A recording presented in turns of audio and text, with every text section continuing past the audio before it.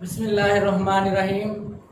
Student, आज के इस लेक्चर 19 में हम एफएससी पार्ट 2 चैप्टर 1 लिमिट्स को डिस्कस करने वाले हैं। तो स्टूडेंट, इस लिमिट्स में जो बेसिक चीज़ें हैं उसको हम डिस्कस करेंगे।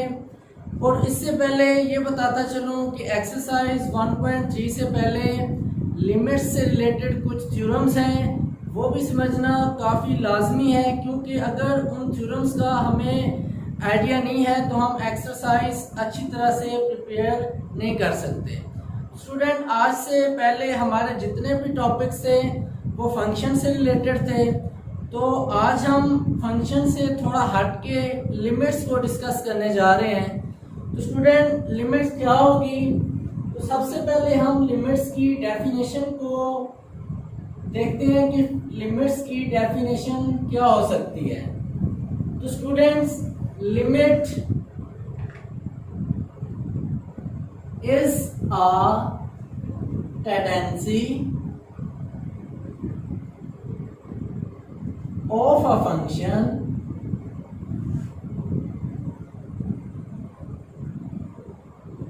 that assumes to each value at a particular point।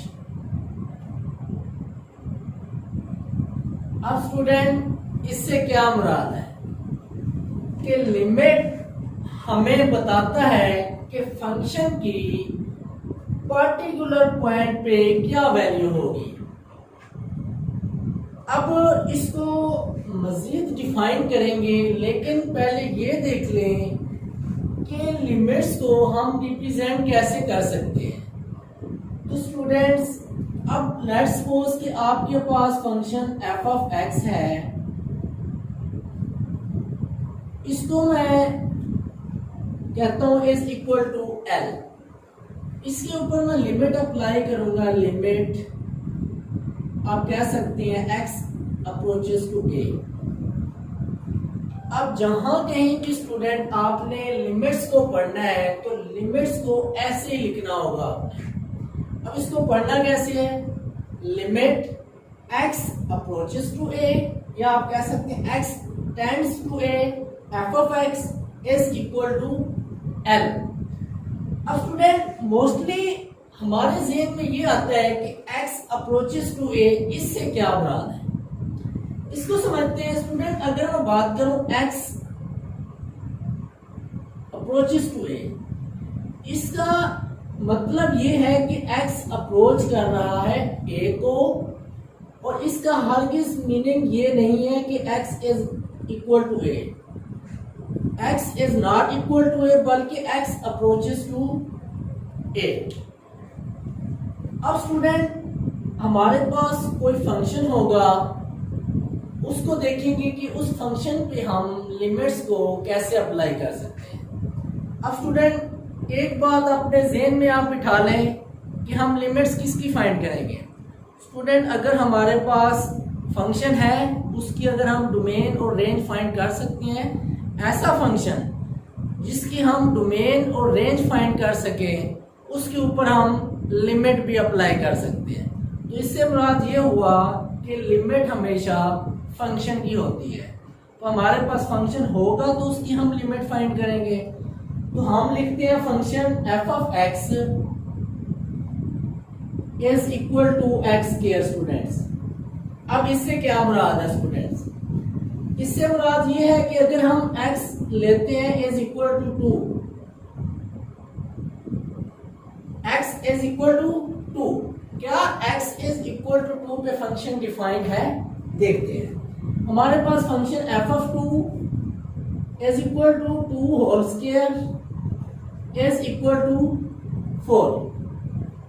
अब हमने x इज इक्वल टू 2 पे फंक्शन की वैल्यू चेक की, ये इज इक्वल टू 4 है। अब ये हमारे पास क्या है? फंक्शन। हम इसको इनपुट दे रहे हैं, हमें आउटपुट मिल रही है। अब इससे नेक्स्ट क्या है? फंक्शन के ऊपर हमने लिमिट को अप्लाई करना है। अब इसके ऊपर लिमिट अप्लाई करके देखते हैं कि इसकी क्या वैल्यू आती है। स्टूडेंट फंक्शन मेरे पास वही F of x, limit apply की, लिमिट एक्स अप्रोचेस टू 2, इसका रिजल्ट एक्स स्क्वायर के लिए क्या होगा। स्टूडेंट इसको टेबल से देखेंगे, ये मेरे पास टेबल है, ये मेरे पास x की वैल्यू, ये फंक्शन मुझे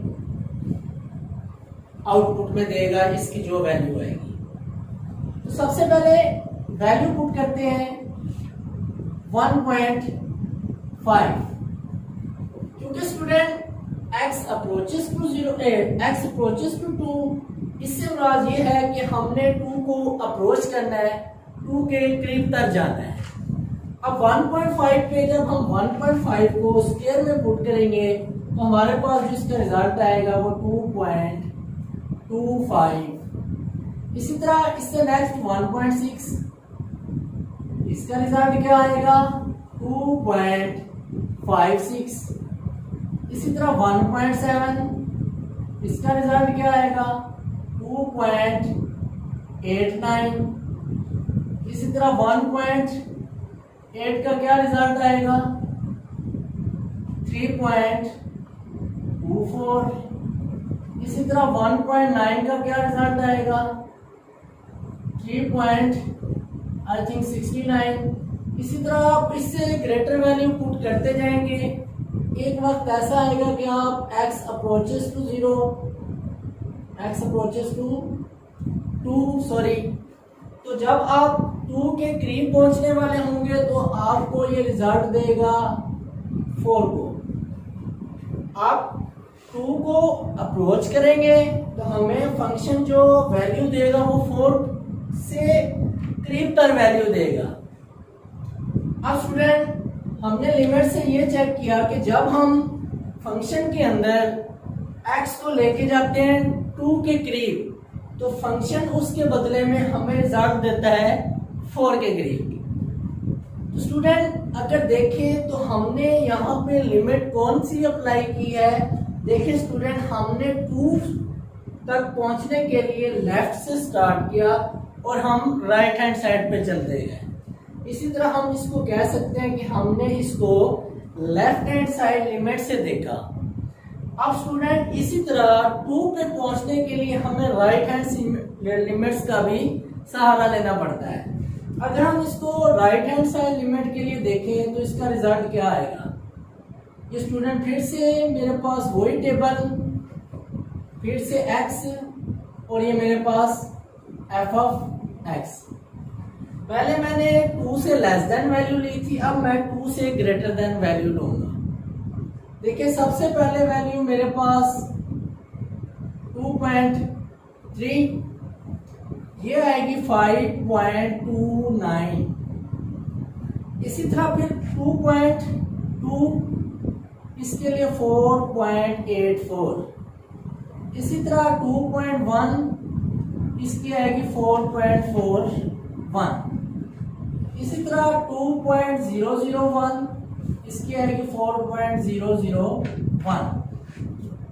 अब एक वक्त ऐसा आएगा कि आप 2 के बिल्कुल करीब पहुंचने वाले हो गए कि आप 2 को अप्रोच कर चुके होंगे, तो हमारे पास फंक्शन उसका रिजल्ट क्या दे देगा।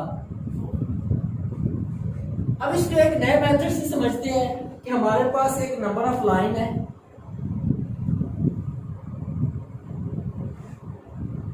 स्टूडेंट यहां पे मेरे पास 2 है।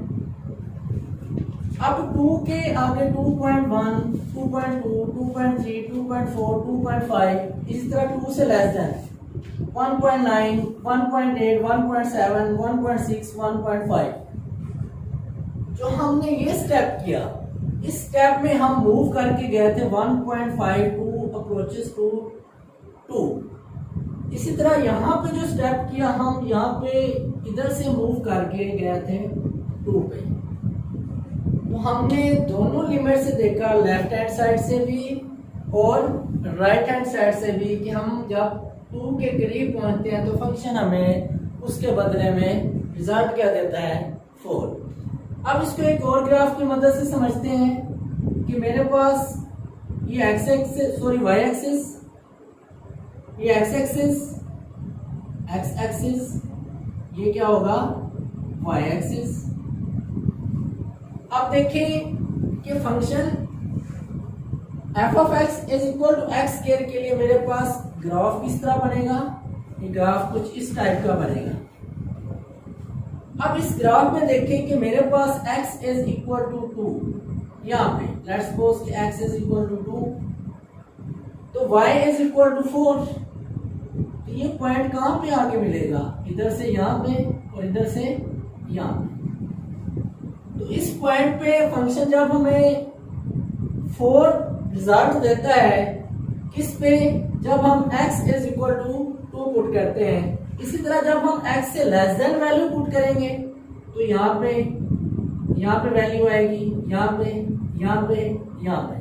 2 से ग्रेटर देन वैल्यू यहाँ पे, यहाँ पे, यहाँ पे। तो इस तरह आप ग्राफ पे भी शो कर सकते हैं कि हम लिमिट को ग्राफ पे कैसे शो कर सकते हैं। अब स्टूडेंट, क्योंकि लिमिट फंक्शन की होती है, लेकिन मोस्टली या बाज़ ऐसा होता है कि हमारे पास एक ऐसा मौका आता है कि फंक्शन अनडिफाइन हो जाता है, कि हम फंक्शन को डिफाइन ही नहीं कर पाते।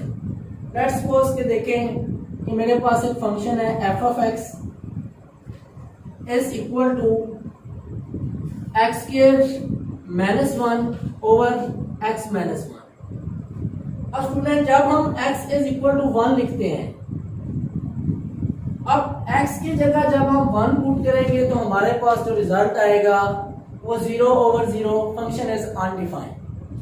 तो इस तरह के प्रॉब्लम को सॉल्व करने के लिए हम लिमिट का सहारा लेते हैं, क्योंकि वाहिद सॉल्यूशन लिमिट ही है जो इस फंक्शन को बताती है कि नेक्स्ट टाइम इसकी वैल्यू क्या आएगी। तो इस लिमिट बताती है कि हमने इसको सिंप्लीफाई करना है, जो कि हम नेक्स्ट लेक्चर पे भी इंशाल्लाह देखेंगे कि हम किस किस रूल से फंक्शन को सिंप्लीफाई कर सकते हैं। तो मेरे पास जो फंक्शन एफ ऑफ एक्स क्योंकि अनडिफाइन हो चुका है when X is equal to 1, तो यहाँ पे जो मैं लिमिट अप्लाई करूंगा, limit X approaches to 1 is equal to, अब इसको सिंप्लीफाई कर लें स्टूडेंट, फैक्टराइज कर लें, जैसा कि आपको फॉर्मूले का पता है, x square -1 square over X -1। अब इससे क्या मुराद है, एक दफा प्लस के लिए x +1, एक दफा माइनस के लिए x -1 ओवर x -1, x -1 से x -1 कैंसिल। अब स्टूडेंट, आपको क्लियरली नजर आ गया होगा कि हमारे पास जो प्रॉब्लम थी वो हमने रिमूव कर ली। अब प्रॉब्लम रिमूव होगी और उसके बाद डायरेक्ट हम x अप्रोचेस टू 1, इसका मतलब है कि जब हम 1 पुट करेंगे तो फंक्शन हमें क्या आउटपुट देगा, इसके बदले में हमें जो आंसर मिलेगा वो 2 के इक्वल मिलेगा। क्योंकि student x approaches to 1, it's mean that we have to put the value of x, 1 + 1 is equal to 2। अब स्टूडेंट, कुछ और कंसेप्ट है लिमिट्स का कि हमारे पास थोड़ा सा अगर ज्यादा आगे की जाने मूव करें तो लेफ्ट हैंड लिमिट और राइट हैंड लिमिट्स को समझने के लिए। तो स्टूडेंट, ये मैं ग्राफ की मदद से कुछ आपको बताना चाहूँगा कि मेरे पास ये y एक्सिस है, ये मेरे पास x एक्सिस है, x एक्सिस, ये मेरे पास y एक्सिस। अब स्टूडेंट, ग्राफ कुछ इस तरह से है। अब अगर मैं आपको कहूँ कि मेरे पास एक फंक्शन है जो मुझे वैल्यू 2 दे रहा है, एक ऐसा फंक्शन जो मुझे वैल्यू 2 दे रहा है। देखिए स्टूडेंट कि F A plus H limit H approaches to 0 is equal to, मैं कहता हूँ ये मुझे रिजल्ट देता है 2।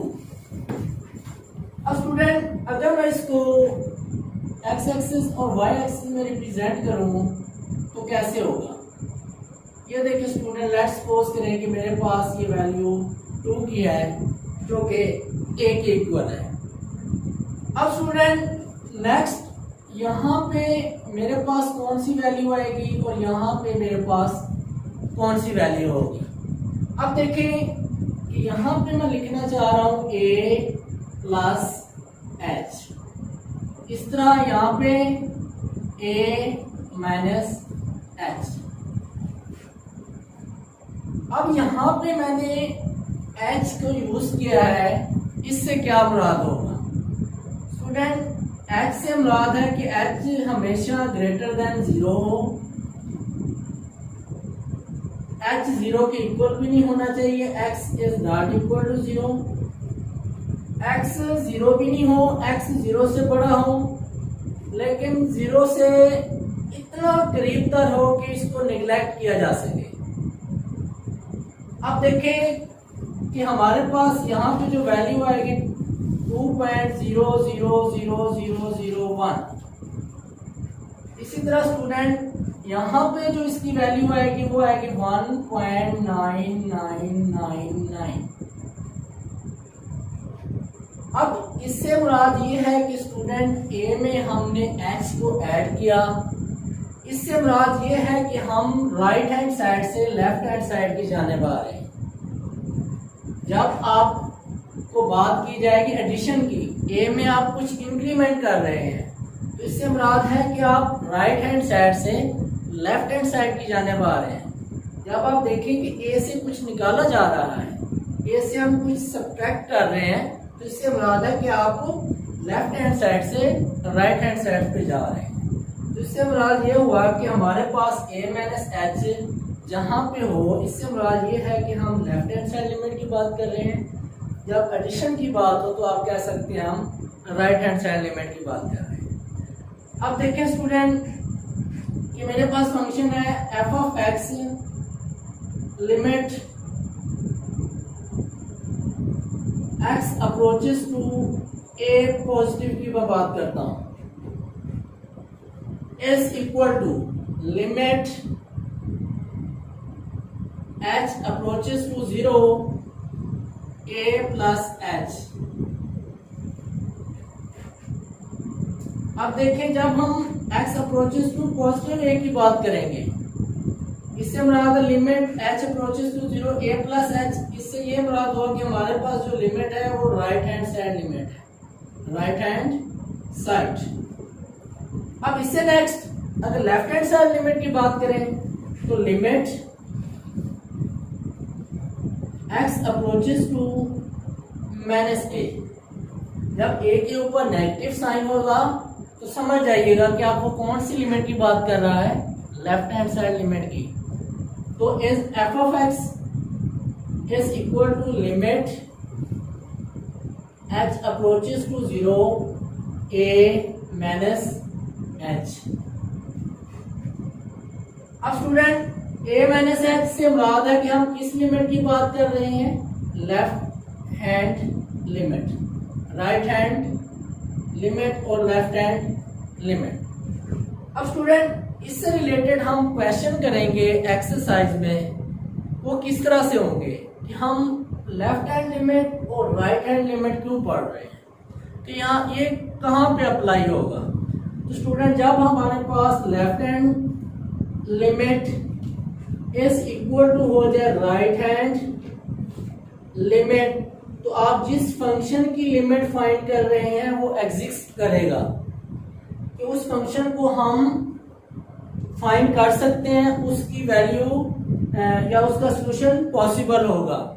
अगर हमारे पास लेफ्ट हैंड साइड और right hand left hand limit और राइट हैंड लिमिट इक्वल ना हो तो फंक्शन हम डिफाइन ही नहीं कर पाते। तो फंक्शन को डिफाइन करने के लिए लेफ्ट हैंड साइड लिमिट का और राइट हैंड साइड लिमिट का बराबर होना जरूरी है। तो स्टूडेंट ये ग्राफ हमें बताता है कि अगर हमारे पास फंक्शन 2 पे डिफाइन है तो हम 2 पे किस तरह अप्रोच कर सकते हैं। राइट हैंड साइड के लिए हम किस तरह इंक्रीमेंट करेंगे, लेफ्ट हैंड साइड के लिए हम कैसे इंक्रीमेंट करेंगे।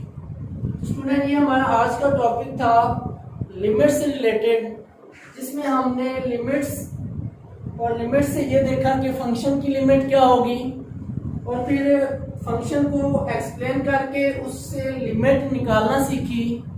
तो इसको फिर ग्राफ पे शो किया कि लेफ्ट हैंड लिमिट और राइट हैंड लिमिट को हमने देखा कि उसका इस चैप्टर में क्या पर्पस है। इंशाल्लाह स्टूडेंट नेक्स्ट लेक्चर में हम लिमिट्स के जो कुछ रूल्स हैं उसको देखेंगे कि उनके रूल्स को हमने कैसे आगे लेके चलना है। अल्लाह।